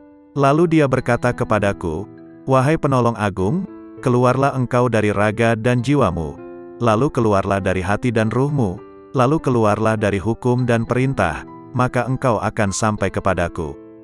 Maka aku bertanya, wahai Tuhanku, salat seperti apa yang paling dekat denganmu? Dia berkata, salat yang di dalamnya tiada apapun kecuali aku, dan orang yang melakukannya lenyap dari salatnya dan tenggelam karenanya. Lalu aku berkata, wahai Tuhanku, puasa seperti apa yang paling utama di sisimu? Dia berkata, puasa yang di dalamnya tiada apapun selain aku, dan orang yang melakukannya lenyap darinya. Lalu aku berkata, wahai Tuhanku, amal apa yang paling utama di sisimu? Dia berkata, amal yang di dalamnya tiada apapun selain aku, baik itu surga ataupun neraka, dan pelakunya lenyap darinya. Lalu aku berkata, wahai Tuhanku, tangisan seperti apa yang paling utama di sisimu? Dia berkata, tangisan orang-orang yang tertawa. Lalu aku berkata, wahai Tuhanku, tertawa seperti apa yang paling utama di sisimu? Dia berkata, tertawanya orang-orang yang menangis karena bertobat. Lalu aku berkata, wahai Tuhanku, tobat seperti apa yang paling utama di sisimu? Dia menjawab, tobatnya orang-orang yang suci. Lalu aku bertanya, wahai Tuhanku, kesucian seperti apa yang paling utama di sisimu? Dia menjawab, kesucian orang-orang yang bertobat. Lalu dia berkata kepadaku, wahai penolong agung, pencari ilmu di mataku tidak mempunyai jalan kecuali setelah ia mengakui kebodohannya, karena jika ia tidak melepaskan ilmu yang ada padanya, ia akan menjadi setan. Berkatalah sang penolong agung, aku bertemu Tuhanku subhanahu wa ta'ala dan aku bertanya kepadanya, wahai Tuhan, apa makna kerinduan? Dia menjawab, wahai penolong agung, engkau mesti merindukanku dan mengosongkan hatimu dari selain aku. Lalu dia berkata kepadaku, wahai penolong agung, jika engkau mengerti bentuk kerinduan maka engkau harus lenyap dari kerinduan, karena ia merupakan penghalang antara si perindu dan yang dirindukan. Lalu dia berkata kepadaku, wahai penolong agung, bila engkau berniat melakukan tobat, maka pertama kali engkau harus bertobat dari nafsu, lalu mengeluarkan pikiran dan perasaan buruk dari hati dengan mengusir kegelisahan dosa, maka engkau akan sampai kepadaku. Dan hendaknya engkau bersabar, karena bila tidak bersabar berarti engkau hanya bermain-main belaka. Lalu dia berkata kepadaku, wahai penolong agung, bila engkau ingin memasuki wilayahku, maka hendaknya engkau tidak berpaling kepada alam mulk, alam malakut, maupun alam jabarut. Karena alam mulk adalah setannya orang berilmu, dan malakut adalah setannya ahli makrifat, dan jabarut adalah setannya orang yang sadar. Siapa yang puas dengan salah satu dari ketiganya, maka ia akan terusir dari sisiku. Dan dia berkata kepadaku, wahai penolong agung, perjuangan spiritual adalah salah satu lautan di samudera penyaksian dan telah dipilih oleh orang-orang yang sadar. Barang siapa hendak masuk ke samudera musyahadah, maka ia harus memilih mujahadah, karena mujahadah merupakan benih dari musyahadah dan musyahadah tanpa mujahadah adalah mustahil. Barang siapa telah memilih mujahadah, maka ia akan mengalami musyahadah, dikehendaki atau tidak dikehendaki. Dan dia berkata kepadaku, wahai penolong agung, para pencari jalan spiritual tidak dapat berjalan tanpa mujahadah, sebagaimana mereka tak dapat melakukannya tanpa aku. Dan dia berkata kepadaku, wahai penolong agung, sesungguhnya hamba yang paling kucintai adalah wahai penolong agung, katakan kepada para sahabatmu, siapa di antara mereka yang ingin sampai kepadaku, maka ia harus keluar dari segala sesuatu selain aku. Lalu dia berkata kepadaku, wahai penolong agung, keluarlah dari batas dunia, maka engkau akan sampai ke akhirat. Dan keluarlah dari batas akhirat, maka engkau akan sampai kepadaku. Lalu dia berkata kepadaku, wahai penolong agung, keluarlah engkau dari raga dan jiwamu, lalu keluarlah dari hati dan ruhmu, lalu keluarlah dari hukum dan perintah, maka engkau akan sampai kepadaku. Maka aku bertanya, wahai Tuhanku, salat seperti apa yang paling dekat denganmu? Dia berkata, salat yang di dalamnya tiada apapun kecuali aku, dan orang yang melakukannya lenyap dari salatnya dan tenggelam karenanya. Lalu aku berkata, wahai Tuhanku, puasa seperti apa yang paling utama di sisimu? Dia berkata, puasa yang di dalamnya tiada apapun selain aku, dan orang yang melakukannya lenyap darinya. Lalu aku berkata, wahai Tuhanku, amal apa yang paling utama di sisimu? Dia berkata, amal yang di dalamnya tiada apapun selain aku, baik itu surga ataupun neraka, dan pelakunya lenyap darinya. Lalu aku berkata, wahai Tuhanku, tangisan seperti apa yang paling utama di sisimu? Dia berkata, tangisan orang-orang yang tertawa. Lalu aku berkata, wahai Tuhanku, tertawa seperti apa yang paling utama di sisimu? Dia berkata, tertawanya orang-orang yang menangis karena bertobat. Lalu aku berkata, wahai Tuhanku, tobat seperti apa yang paling utama di sisimu? Dia menjawab, tobatnya orang-orang yang suci. Lalu aku bertanya, wahai Tuhanku, kesucian seperti apa yang paling utama di sisimu? Dia menjawab, kesucian orang-orang yang bertobat. Lalu dia berkata kepadaku, wahai penolong agung, pencari ilmu di mataku tidak mempunyai jalan kecuali setelah ia mengakui kebodohannya, karena jika ia tidak melepaskan ilmu yang ada padanya, ia akan menjadi setan. Berkatalah sang penolong agung, aku bertemu Tuhanku subhanahu wa ta'ala dan aku bertanya kepadanya, wahai Tuhan, apa makna kerinduan? Dia menjawab, wahai penolong agung, engkau mesti merindukanku dan mengosongkan hatimu dari selain aku. Lalu dia berkata kepadaku, wahai penolong agung, jika engkau mengerti bentuk kerinduan maka engkau harus lenyap dari kerinduan, karena ia merupakan penghalang antara si perindu dan yang dirindukan. Lalu dia berkata kepadaku, wahai penolong agung, bila engkau berniat melakukan tobat, maka pertama kali engkau harus bertobat dari nafsu, lalu mengeluarkan pikiran dan perasaan buruk dari hati dengan mengusir kegelisahan dosa, maka engkau akan sampai kepadaku.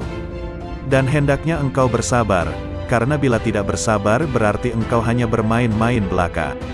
Lalu dia berkata kepadaku, wahai penolong agung, bila engkau ingin memasuki wilayahku, maka hendaknya engkau tidak berpaling kepada alam mulk, alam malakut, maupun alam jabarut. Karena alam mulk adalah setannya orang berilmu, dan malakut adalah setannya ahli makrifat, dan jabarut adalah setannya orang yang sadar. Siapa yang puas dengan salah satu dari ketiganya, maka ia akan terusir dari sisiku. Dan dia berkata kepadaku, wahai penolong agung, perjuangan spiritual adalah salah satu lautan di samudera penyaksian dan telah dipilih oleh orang-orang yang sadar. Barang siapa hendak masuk ke samudera musyahadah, maka ia harus memilih mujahadah, karena mujahadah merupakan benih dari musyahadah dan musyahadah tanpa mujahadah adalah mustahil. Barang siapa telah memilih mujahadah, maka ia akan mengalami musyahadah, dikehendaki atau tidak dikehendaki. Dan dia berkata kepadaku, wahai penolong agung, para pencari jalan spiritual tidak dapat berjalan tanpa mujahadah, sebagaimana mereka tak dapat melakukannya tanpa aku. Dan dia berkata kepadaku, wahai penolong agung, sesungguhnya hamba yang paling kucintai adalah hamba yang mempunyai ayah dan anak tetapi hatinya kosong dari keduanya.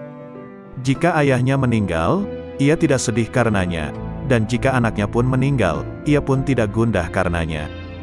Jika seorang hamba telah mencapai tingkat seperti ini, maka di sisiku tanpa ayah dan tanpa anak, dan tak ada bandingan baginya.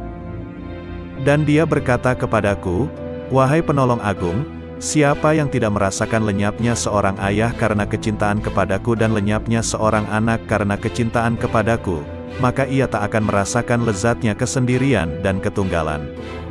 Dia juga berkata kepadaku, "Wahai penolong agung, bila engkau ingin memandangku di setiap tempat, maka engkau harus memilih hati resah yang kosong dari selain aku." Lalu aku bertanya, "Tuhanku, apa ilmunya ilmu itu?" Dia menjawab, "Ilmunya ilmu adalah ketidaktahuan akan ilmu." Dan dia berkata kepadaku, "Wahai penolong agung, berbahagialah seorang hamba yang hatinya condong kepada mujahadah, dan celakalah bagi hamba yang hatinya condong kepada syahwat." Lalu aku bertanya kepada Tuhanku Subhanahu wa Ta'ala tentang Miraj. Dia berkata, "Miraj adalah naik meninggalkan segala sesuatu kecuali aku, dan kesempurnaan Miraj adalah pandangan tidak berpaling dan tidak pula melampauinya." Lalu dia berkata kepadaku, "Wahai penolong agung, tidak ada salat bagi orang yang tidak melakukan Miraj kepadaku." Lalu dia berkata kepadaku, "Wahai penolong agung, orang yang kehilangan salatnya adalah orang yang tidak Miraj kepadaku."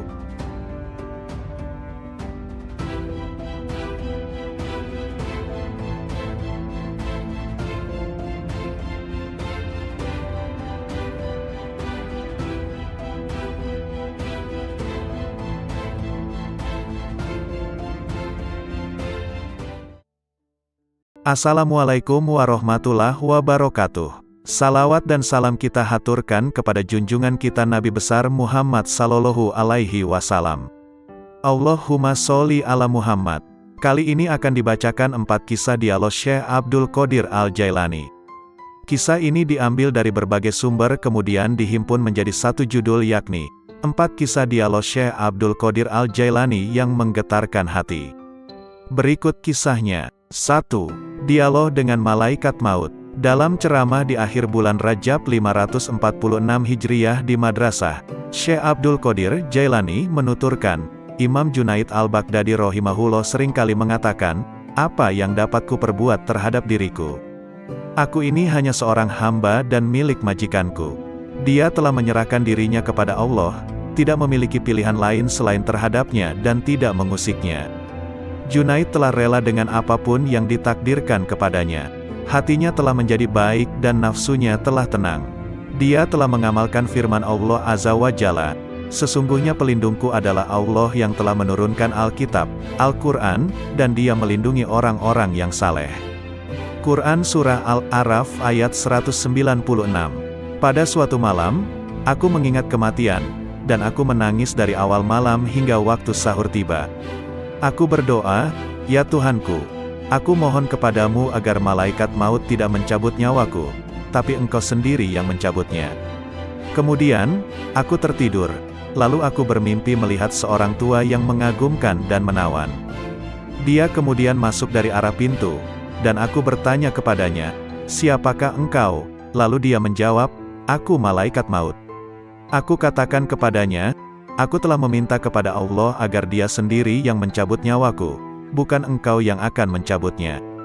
Malaikat itu balik bertanya, "Lalu mengapa engkau meminta hal itu? Apa dosaku? Aku hanyalah hamba yang mengikuti perintah. Aku diperintahkan bersikap lemah lembut terhadap suatu kaum dan bersikap kasar kepada kaum yang lainnya." Kemudian, dia memelukku dan menangis, maka aku pun menangis bersamanya. Ahmad bin Hanbal rahimahullah berkata, betapa banyak hati yang terbakar oleh kecintaan kepada dunia, padahal di dadanya ada Al-Quran. Sementara, banyak orang saleh yang selalu bangun malam mendirikan salat malam, beramar makruf nahi munkar. Tangan mereka itu terbelenggu oleh sikap wara, sehingga meninggalkan dunia, dan keinginan mereka mencari Tuhan mereka begitu kuat. Maka, infakkan harta kalian kepada mereka itu. Sebab, di kemudian hari mereka itu akan mendapatkan kekuasaan di sisi Allah Azza wa Jalla. Dikutip dari kitab Fath Rabbani. 2. Dialog dengan Iblis. Dalam sebuah riwayat dikisahkan Syekh Abdul Qadir Jailani, seorang ulama yang sangat tinggi ilmunya, suatu malam bermunajat mendekatkan diri kepada Allah. Tiba-tiba dari sudut atas mihrab muncul cahaya yang sangat menyilaukan. Dari arah cahaya tersebut terdengar suara, "Wahai Abdul Qadir, aku adalah Tuhanmu. Apa yang telah aku haramkan bagimu telah aku halalkan. Syekh Abdul Qadir tertegun mendengar suara tersebut. Setelah sadar dari kekagetannya, beliau berkata dalam hati, Muhammad Sallallahu Alaihi Wasallam adalah Nabi dan Rasulullah yang terakhir, maka tidak mungkin Allah Subhanahu wa Ta'ala akan mengubah syariatnya. Kemudian Abdul Qadir yakin bahwa cahaya yang datang itu bukan suara Tuhan melainkan iblis. Lalu beliau mengucapkan ta'awuz, auzubillahi minasyaitonirrajim. Tiba-tiba cahaya itu terbakar sambil berkata, sudah banyak orang yang telah aku perdayai, tetapi engkau luput dari tipu dayaku ini. 3. Dialog dengan pemabuk.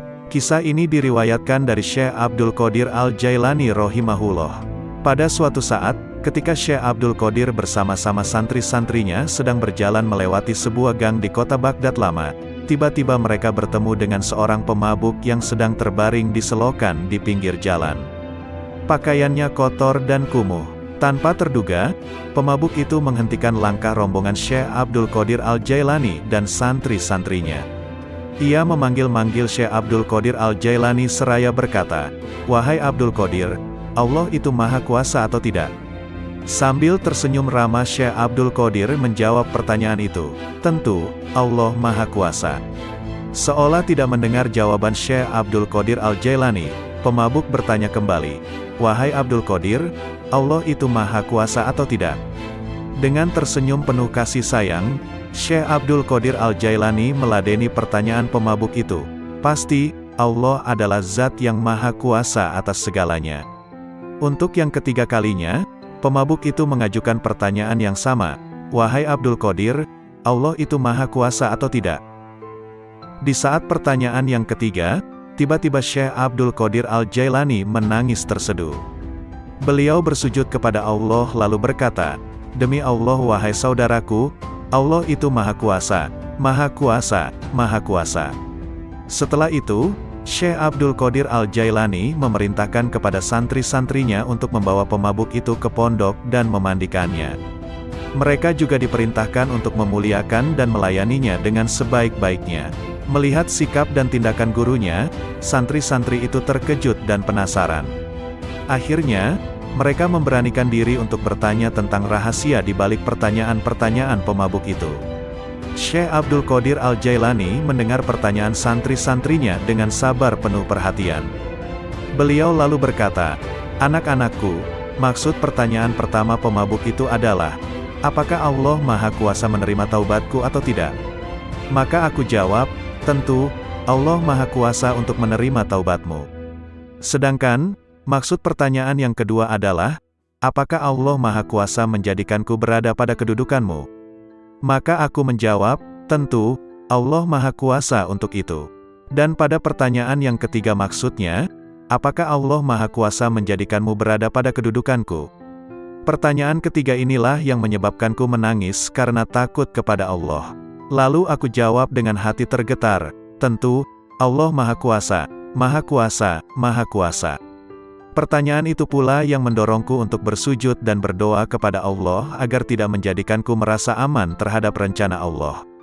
Semoga Allah memelihara kesehatanku dan menutupi aibku. 4. Dialog batiniyah dengan Allah. Dengan nama Allah yang maha pengasih lagi maha penyayang. Allah Subhanahu wa Ta'ala berkata, wahai penolong agung. Aku menjawab, aku mendengar panggilanmu, wahai Tuhannya si penolong. Dia berkata, setiap tahapan antara alam Na'asut dan alam Malakut adalah syariat, setiap tahapan antara alam Malakut dan Jabarut adalah tarekat, dan setiap tahapan antara alam Jabarut dan alam Lahut adalah hakikat.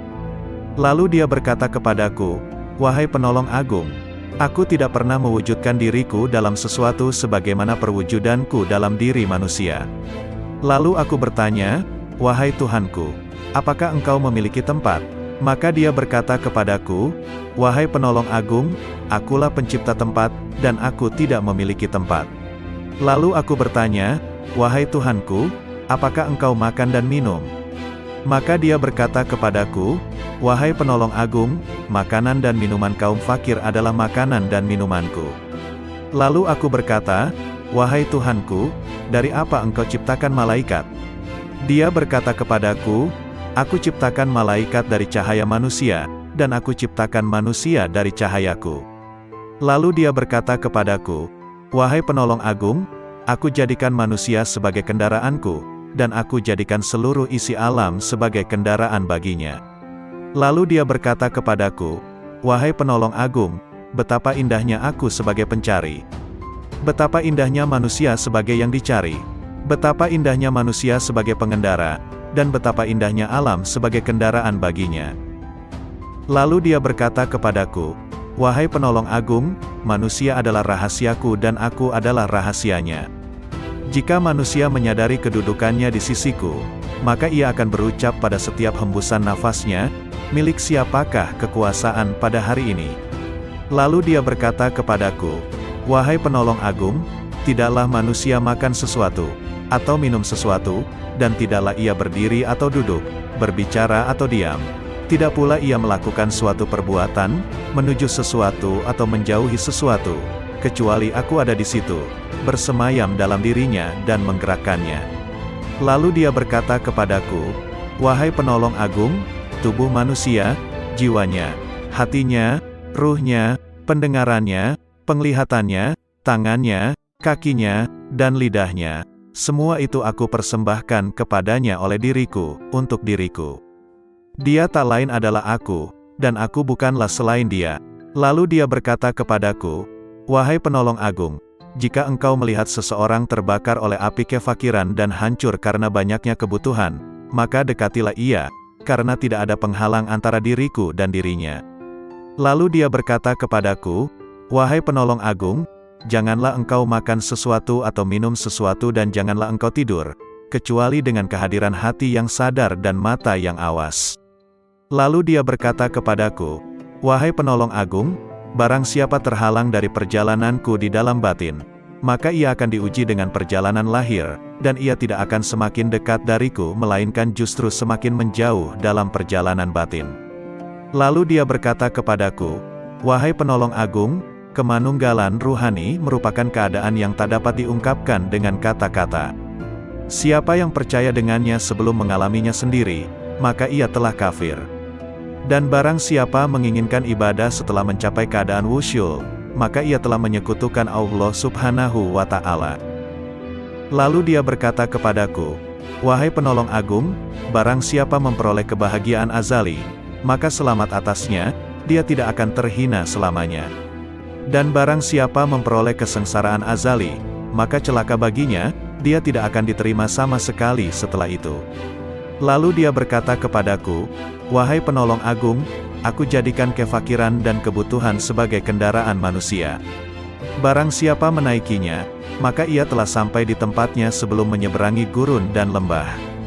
Lalu dia berkata kepadaku, 'Wahai penolong agung, bila manusia mengetahui apa yang terjadi setelah kematian, tentu ia tidak menginginkan hidup di dunia ini.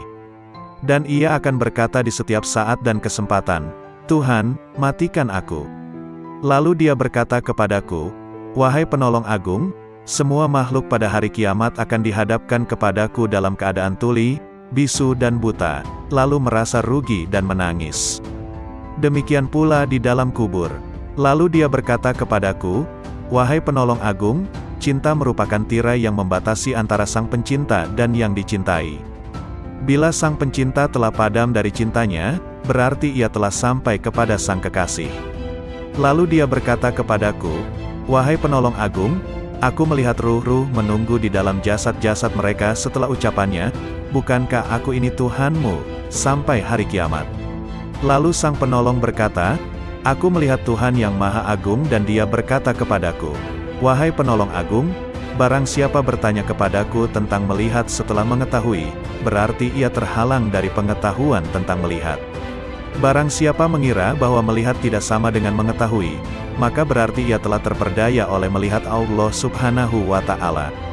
Lalu dia berkata kepadaku, 'Wahai penolong agung, orang fakir dalam pandanganku bukanlah orang yang tidak memiliki apa-apa, melainkan orang fakir adalah ia yang memegang kendali atas segala sesuatu. Bila ia berkata kepada sesuatu, jadilah, maka terjadilah ia. Lalu dia berkata kepadaku, tak ada persahabatan dan kenikmatan di dalam surga setelah kemunculanku di sana, dan tak ada kesendirian dan kebakaran di dalam neraka setelah sapaanku kepada para penghuninya. Lalu dia berkata kepadaku, "Wahai penolong agung, aku yang paling mulia di antara semua yang mulia, dan aku yang paling penyayang di antara semua penyayang." Lalu dia berkata kepadaku, "Wahai penolong agung, tidurlah di sisiku tidak seperti tidurnya orang-orang awam, Al-Jailani dan santri-santrinya." Ia memanggil-manggil Syekh Abdul Qadir Al-Jailani seraya berkata, "Wahai Abdul Qadir, Allah itu maha kuasa atau tidak?" Sambil tersenyum ramah Syekh Abdul Qadir menjawab pertanyaan itu, "Tentu, Allah maha kuasa." Seolah tidak mendengar jawaban Syekh Abdul Qadir Al-Jailani, pemabuk bertanya kembali, "Wahai Abdul Qadir, Allah itu maha kuasa atau tidak?" Dengan tersenyum penuh kasih sayang, Syekh Abdul Qadir Al-Jailani meladeni pertanyaan pemabuk itu. "Pasti, Allah adalah zat yang maha kuasa atas segalanya." Untuk yang ketiga kalinya, pemabuk itu mengajukan pertanyaan yang sama, "Wahai Abdul Qadir, Allah itu maha kuasa atau